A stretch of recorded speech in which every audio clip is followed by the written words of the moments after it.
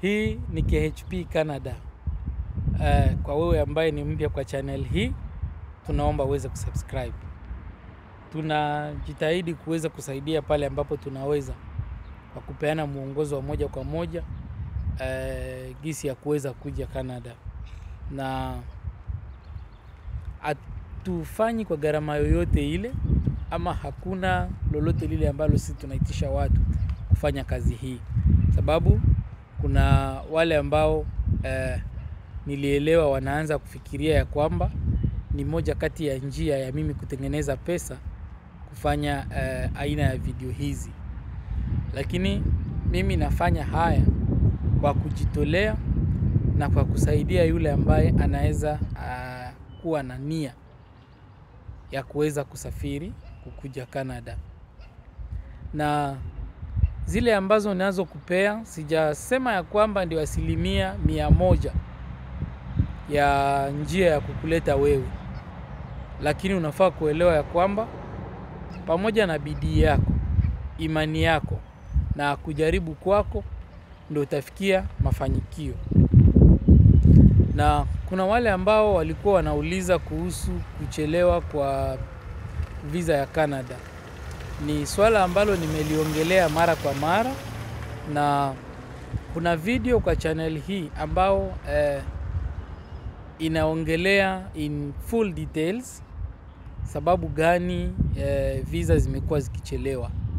Na wengine wanasema wako na zaidi ya mwaka kama hawajaweza kujibiwa ombi lao la visa.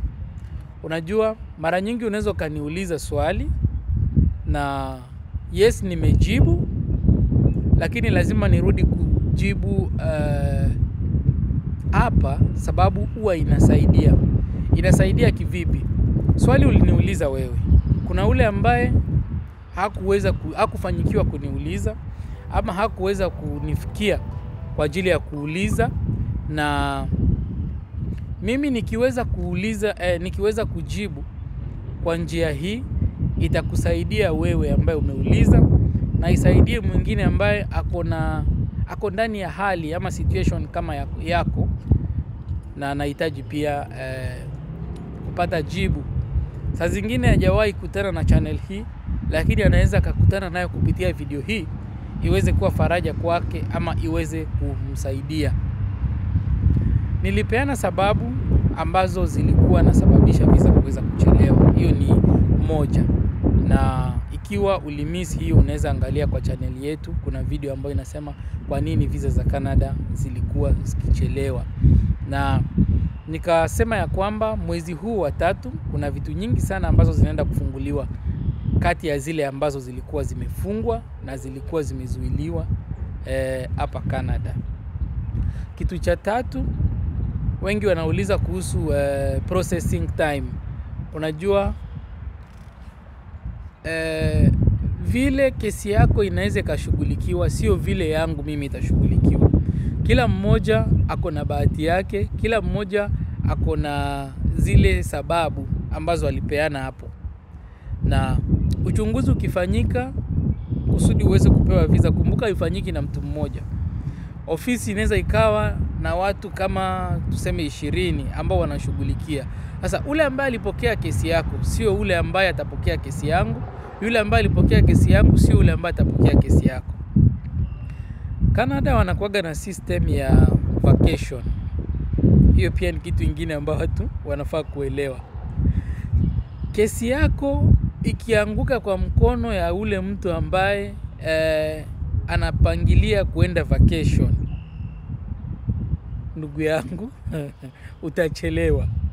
Sababu mpaka huyo mtu aweze kutoka vacation yake ndio kesi yako iweze kuendelea kushughulikiwa.